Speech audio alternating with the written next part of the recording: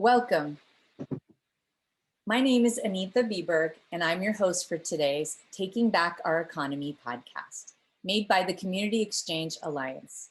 We are a learning community with many years of experience, knowledge, and insights about communities, the current monetary system, and alternative mediums of exchange, such as sharing, swapping, gifting, bartering, and local community currencies. We believe that by sharing what we and our guest speakers do, what we have learned, and the methods and tools that have been developed along the way, we will motivate others to join us in our work in reducing the disparities caused by society's ever-increasing fixation on the pursuit of money. Today, my fellow founders of the Community Exchange Alliance, Christine Gray, Edgar Cahn, Tim Jenkin, and Martin Simon, are joined by Bruce Anderson from the Core Gift Institute. Bruce is a recognized speaker, community activist, and leadership coach. Co-founding Community Activators in 1990, he collaborated with other groups and developed extensive training and action-based materials about how to identify and use gifts. These methods are used around the world by a wide range of individuals and groups, including executive coaches, youth programs, therapists, social workers, employment programs, faith congregations, and mental health agencies. The Core Gift Institute was founded to deepen and carry forward the work of gifts. It was designed to be a welcoming place for finding information about discovering and giving gifts and increasing health and abundance in individuals and communities. With degrees in education and rehabilitation administration, Bruce brings a unique blend of experiences, including being the mayor of a town, teacher, mediator, executive director of social service agencies, a contractor for homes, and a commercial fisherman. He is an adjunct faculty member at the University of California and faculty fellow at the Asset-Based Community Development Center at DePaul University in Chicago. Bruce is known for bringing intriguing ideas from other cultures and times, personal stories, and practical ideas into the workshops and sessions he leads. He's the author of The Teacher's Gift and 2 audio CDs, Hope at Work, Creating Positive, Resilient Organizations, and Our Door is Open, Creating Welcoming Cultures in Helping Organizations. Thank you, Bruce, for joining us today. Let's start by discussing the work of the Core Gift Institute and some of your key learning. All right. Well, thank you. Thank you, Anitha. I'm glad to be here. It's, these are interesting times we're all living in. And I just noticed that whenever I get to talk about gifts, whether it's with my children or on a podcast, that it raises my level of hope and commitment that the world is indeed going to become a richer and better place than it is now. So I'm glad. I'm part of the Core Gift Institute. It's a break-off organization from a much older organization, Community Activators, that's been around for 30 years or so, that's worked on different community organizing projects. Community Activators has been particularly interested in the dynamic of what happens in a community when governments and professional helping organizations as one entity meet community, which is a different kind of entity. And those two organizations, those two entities come up against people in community who are at a serious fork in the road, who are struggling in some way. So I'm interested in how the capacity of all three of those entities can work towards building community. So that's what Community Activators has been about. And I'm getting to be an old guy. I'm 70 now. And about 5 years ago, I just began to see that I needed to shift my work more towards fleshing out what it means to have a gift and what actually are gifts. It's a very popular word in community building, and I just felt like we hadn't investigated all the nooks and crannies in it. And so I wanted to see if I could make a contribution doing that. So we formed the Core Gift Institute, and I spend about 90% of my time now investigating and working with groups around the idea of gifts. So that's what we're kind of about at the Institute. And Anitha, you asked me just kind of sum up our work. just to talk about key learnings. And so whenever I get asked that question, 5 things immediately come to mind that I think have kind of flesh out what our unique contribution may be to this world of understanding community building and gifts. And the first one is just to, I say it everywhere I go, and I keep saying it, and I'll be saying it till my last breath, that every group, whether it's a family, a community, or a state in the United States, any group has 3 kinds of glue that hold it together. The first is the unique capacity, and we can just call those gifts of individual community members. So the first job is for people to really know what their gifts are, in contrast to their skills, and we'll get to that in a moment. But to know their gifts is the first kind of glue. The second kind of glue is that it's not enough for people to know what their gifts are. The community has to actively welcome them. And that's very different than a person deciding to give them. The community has to actively welcome them. That's the second kind of glue. And the third kind of glue are the rituals and traditions that groups use to hold themselves together. What are the regular patterns of interaction that keep reminding us about who we are and what matters to us? So that could be everything from taking a pie to your neighbor, to going to church, to an election process in a city, any ritual or tradition that reminds us of who we are. So gifts, being welcomed for gifts, and rituals and traditions are the 3 kinds of glue. And what I'm absolutely convinced of is when one of those 3 begins to falter, the community collapses. That we cannot, we may be able to barely survive when one of those isn't there, but we cannot thrive. It's not possible to be regenerative and move forward. So that's our first kind of contribution to learning, is that idea. And I like it because it's not an African idea being laid over the top of Asian ideas. It's not an Asian idea that somebody said would be a good idea for people in the United States to do. It's literally one of the only kind of unifying multicultural ideas that exist around community building in the world. And so I like it because it's both available and it applies to everyone. So I think that's the first thing, is gifts and welcoming and traditions is the first kind of glue. And the second contribution that we've tried to make is that the community building movement has at its core, if you go anywhere and you run into people in the asset-based community development world, ABCD, one of the first things you hear is that the way we define the gifts and capacity of community members is through this wonderful paradigm of head, hands, and heart. That if you talk to a community builder, they will know this paradigm of head, hands, and heart. And it's a way of dividing up the ability and more closely defining the abilities in a human being. What's in their head? What can they use their brain to do? What's in their heart? What are they passionate about? And what's in their hands? What can they do with their body? What kind of contribution can they make with their physical body? And so what we've realized along the way is that we adopted that really beautiful little paradigm and have used it for years. And it occurred to us last year.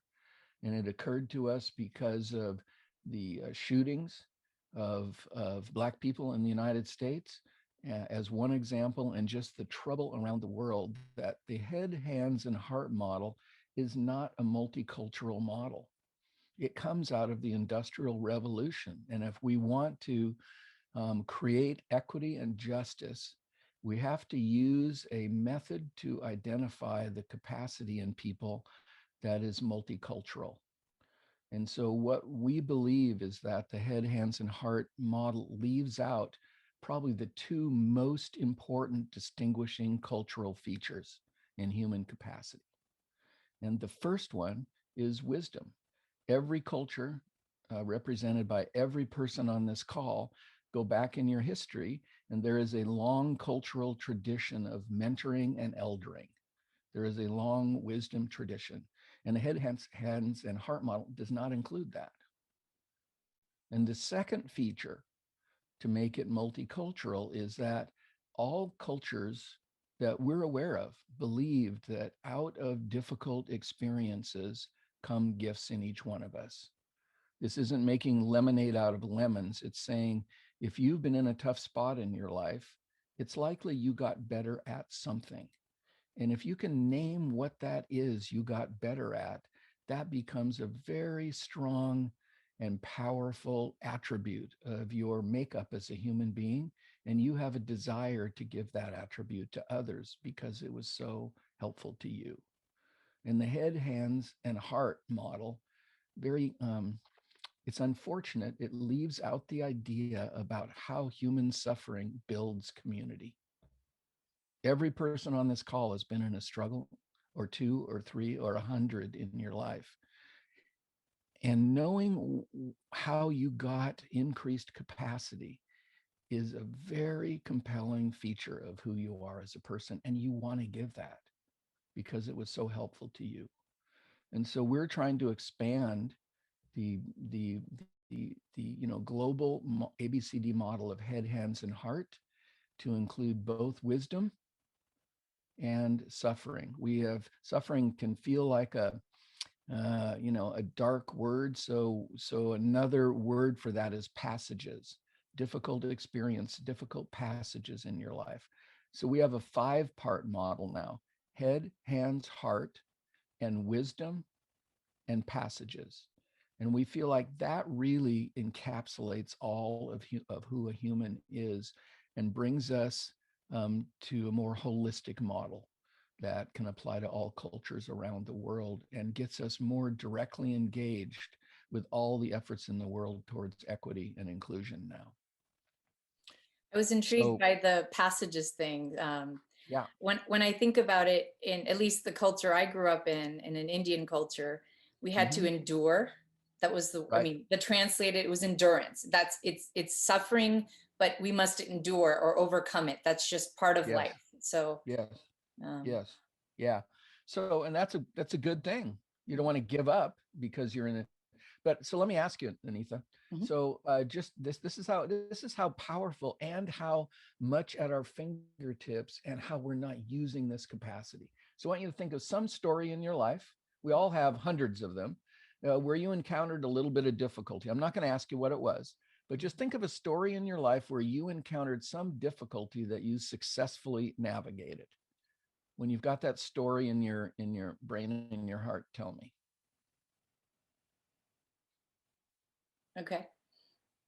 Okay. Now, very simple but profound question.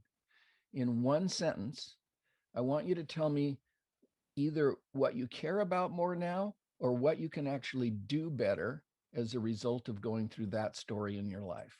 One sentence. Multitasking. There we go. Yeah. There we go. So in a multicultural model of head, hands, heart, wisdom, and passages, then you have a gift for multitasking. So that would be what I would want you to contribute to any kind of effort that I was working on in my community. And the reason I would pick that out over all of the other abilities you have is because it's attached to a story of difficulty in your life. You have much more motivation to bring that gift to the community than a gift that was not attached to difficulty. And so if I'm a community organizer, I would go, if the 5 of us were working on something, Martin and Anitha and Tim and Edgar and me, the first question I'd have is, what are 2 or 3 difficult situations and what's the gift that you got from each one of those? And I would organize our effort around those gifts because I know that nobody would give up on those gifts because they're directly attached to an important part of your story. So this is a very different way to think about giftedness and organizing collectives of people to accomplish things. So I want to just go back because we have a theme every time, every session.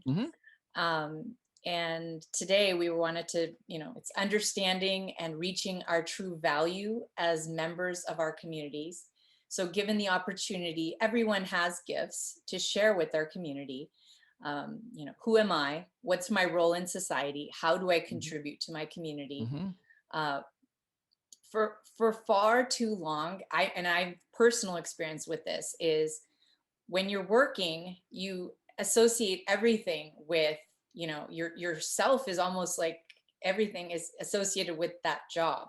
But when I became a mother and I decided, after a year and a half, I wanted to do more than, be working, and I wanted to take time and actually enjoy my child.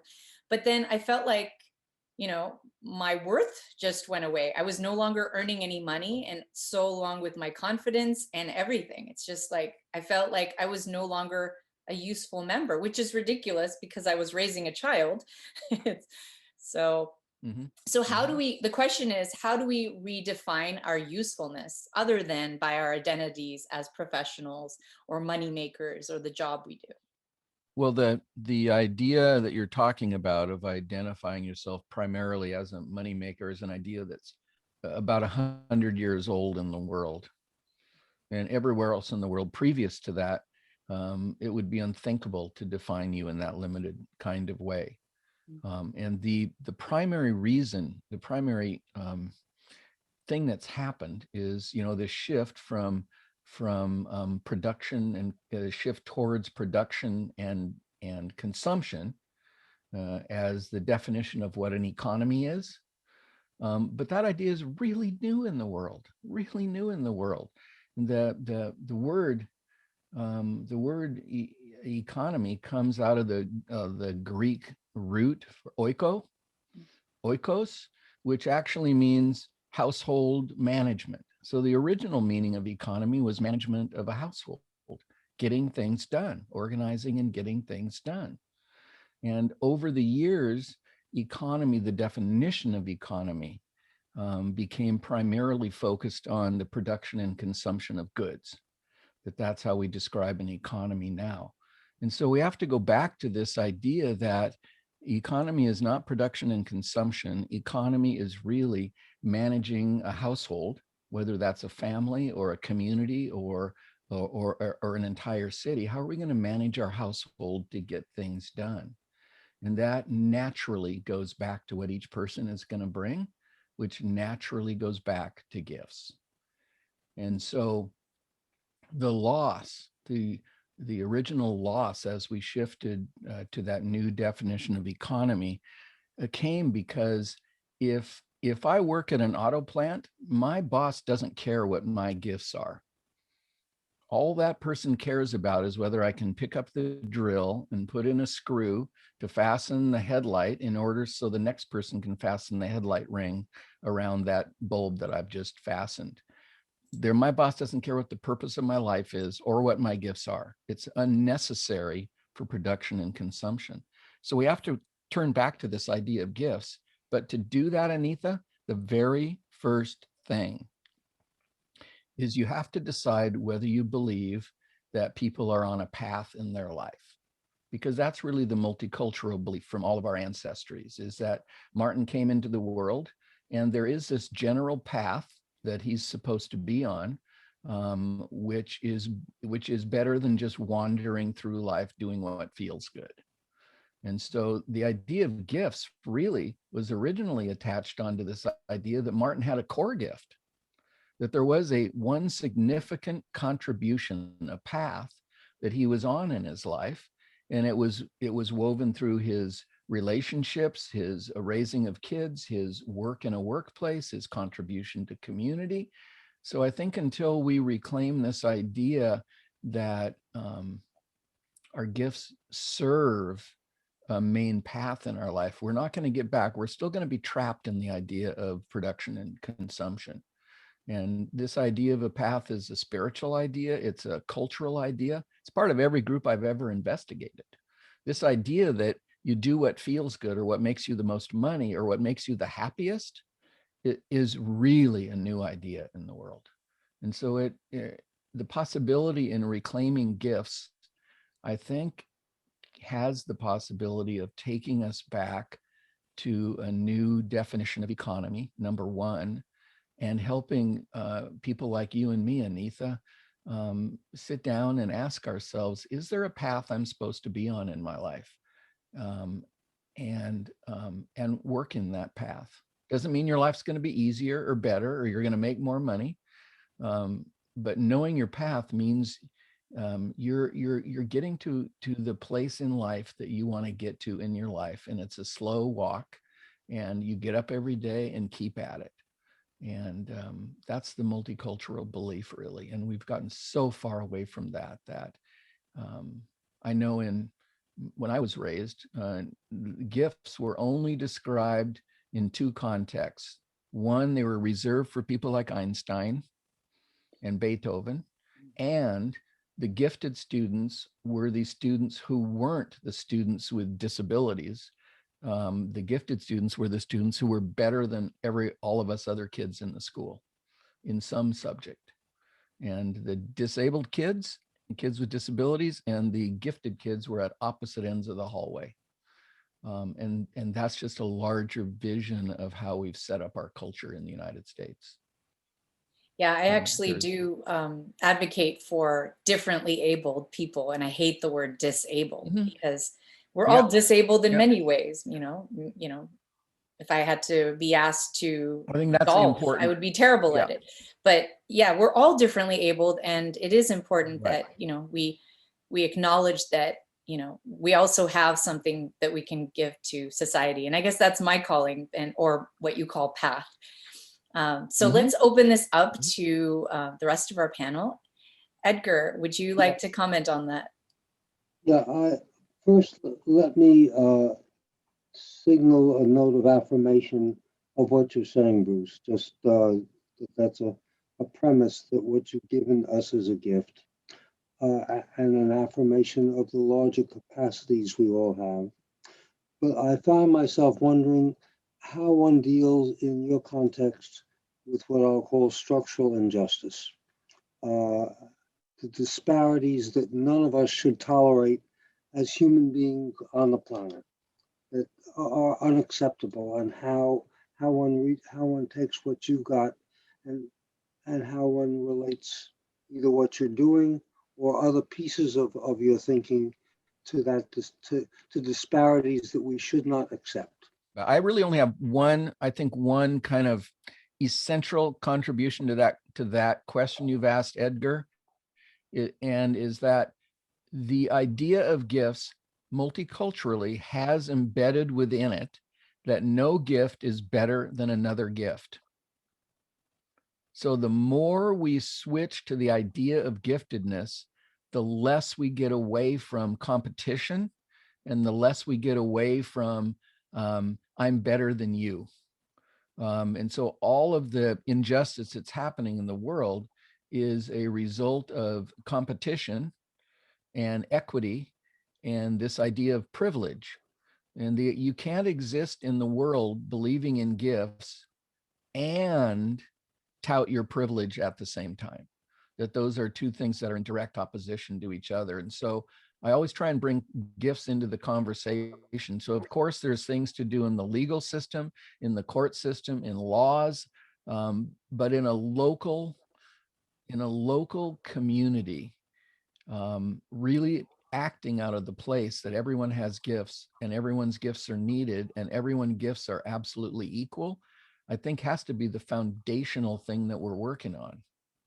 Well, let me respond by suggesting a complementary concept, which is the ecosystem. You add all the gifts together, and the question of how you create a viable ecosystem that sustains life and sustains the basics of life and possibility is I think a complementary piece that when you add all the gifts up, you may not get the ecosystem. So we all have to work on how do we contribute to that underlying ecosystem? It's just a thought. Oh, Edgar, I'm so glad that you said that. It's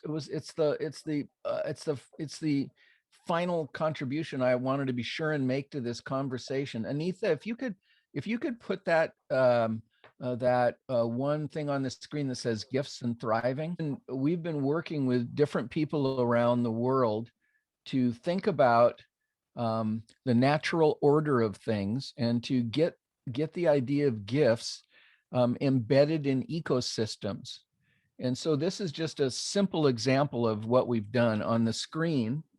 It's called Gardening with Your Gifts. And we took the 18 or 20 common features out of nurturing and growing plants, and we translated things like, what do you do with noxious weeds? How do you tap the fruit and not the vine?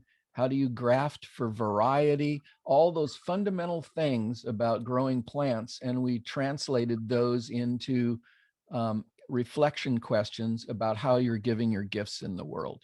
So we're trying to blend and think of gifts as part of an ecosystem of thriving, Edgar, and that you cannot separate those two things. That's good. So glad that you're sharing that framework, because without that, it's the need for connectivity, that even given our gifts, none of us are complete. And that it is the connect, and it's the element of incompleteness that draws us together, that makes completeness possible. Yeah, that's right. I was listening to a woman yesterday, African-American woman, talking about equity in the United States, and she said, you know, what most people don't understand is they think the word diversity and the word inclusion are the same thing, and they're not. Diversity just means there's differences in a room, but inclusion means all of those attributes of a room are actively included in part of the conversation. So we've got to, you know, quit using the word diversity and start using the word inclusion more. But that'll build a natural, thriving system. Martin, go ahead. Yeah, I come at this from two angles. One, the community development, ABCD world, and time banking, but also I actually trained as a practitioner with Bruce with the core gifts. And one of the things that I took away from it really positively was the difference between gifts and skills, which he's already talked quite eloquently about. They are, you know, skills people use in the marketplace, but actually gifts, people can't resist sharing them because they're exciting. But the core gift I identified in myself was that I love turning people onto new ideas. I can't resist it. If I get the opportunity of a new possibility, new idea, I'm there, one first. But I'm mentioning this because there are two sides to gifts. There's not always the positive, because I'm also aware that could sometimes lead me into arrogance, into power over people. So it's a sensitivity of using your gifts with a purpose. And one of the things you haven't mentioned that I was really touched by was the connection with initiation rites, how people used to be initiated with a sense of purpose in their community. What is a lot of people live and die in a community without realizing the gifts they have, because they're judged by the values of the marketplace. You know, is it? But that idea that gifts can also be a hindrance. You've got to be an aware gift giver. Yeah. Yeah. What happens, you know, in Edgar, and what happens in Tim, what happens in all of us is that our gifts are really our strongest suits, and they're the things we're most motivated to give. And so when we haven't gotten enough sleep, or Martin, I decide I'm grumpy with you, or when some kind of a conflict, I'm going to bring that gift, which is usually such a wonderful thing. I'm going to bring that gift to try and hurt you or control you in some way, when I'm coming out of the worst part of who I am, which is, you know, 10% of the time in each of us. But in my own life, in my own growth, in my own healing, increasingly recognizing how I'm giving my primary gifts out of that unhealthy part of who I am has been the most useful part of understanding gifts.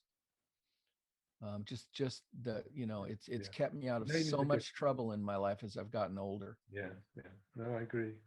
I think it's funny when you marry someone and you like the traits that you're so attracted to them ends up later on being the ones that just irritate you the most. Yes, that's right.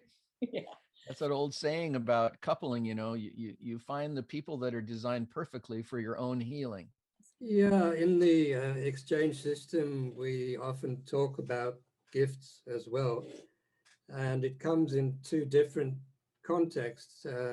One is gifting, people talk about a gift economy where essentially you give stuff away, or some people would just say it's free stuff.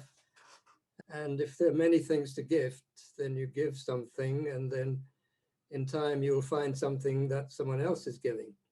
So that's that kind of a gift. Then, of course, the gift that Bruce is talking about, which is our personal gifts, our skills, I suppose, or our propensities, or those things that we're good at, and which are modified, as Bruce said, by our experiences.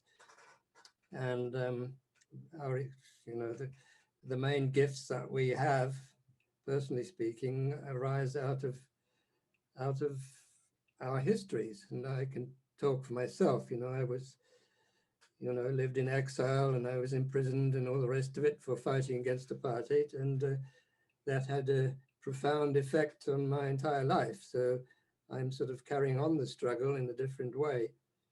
But the question is, in that story in your life, Tim, what's the thing more than anything else that you either care about more now or can do better now?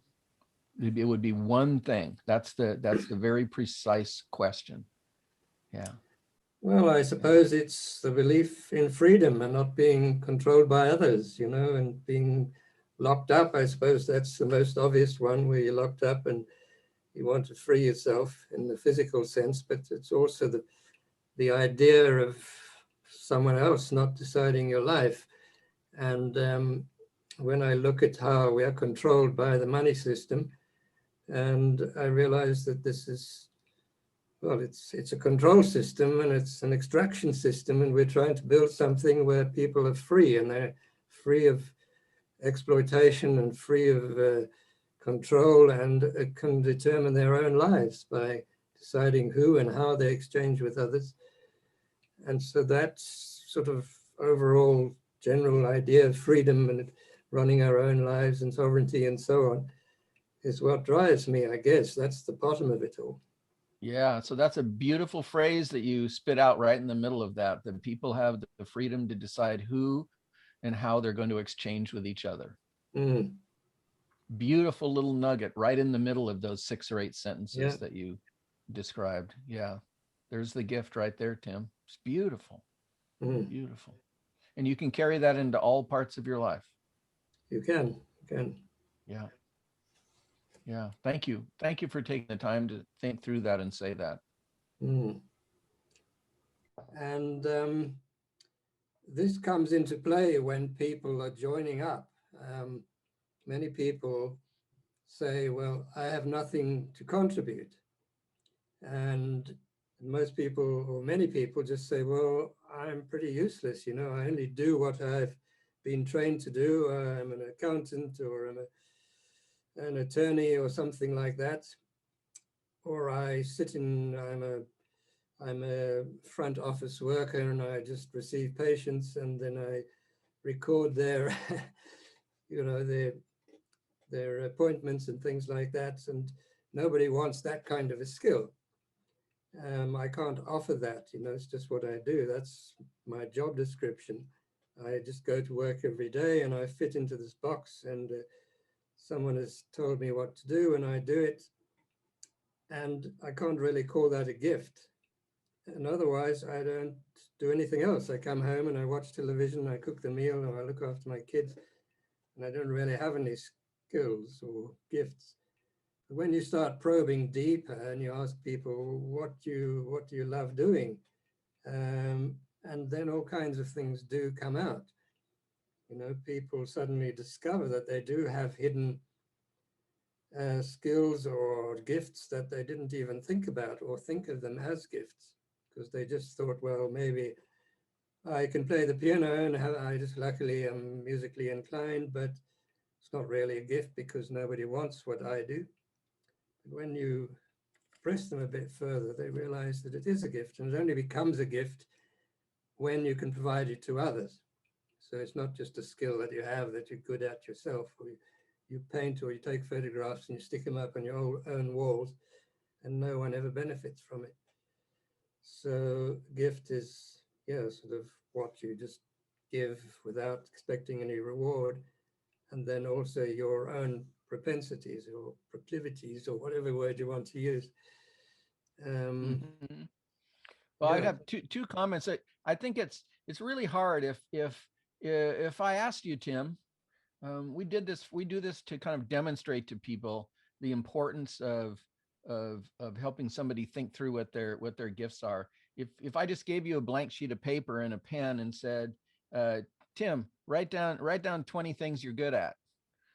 Most of us get a mental block going for two reasons. One, we're taught to be humble, and it sounds like you're bragging to write down 20 things you're good at. Yeah. And the second thing is that most of us go through life and don't think about the individual pieces of our life and what the gifts are. So if I ask you, what important abilities you have in helping people get along in a workplace, or what do you do in your church, or what do you feel like you've been good at as a parent? If you break down if you help them break it down into different sections of their life, people can always come up with one or two things, but just asking them to make a list is pretty impossible for people. So we're really a believer in having some kind of a template, having some kind of a process. I included this sheet, the gift baskets, which has those 5 things: head, hands, heart, wisdom, and passages. Is just a way for people to break down their life and think about different parts of it. And I think that's really critical. We're just not good at coming up with a list on our own. No, I don't want to waste what's left. And on we'll go, through the wastelands, through the highways, till my shadow turns to sun rays. And on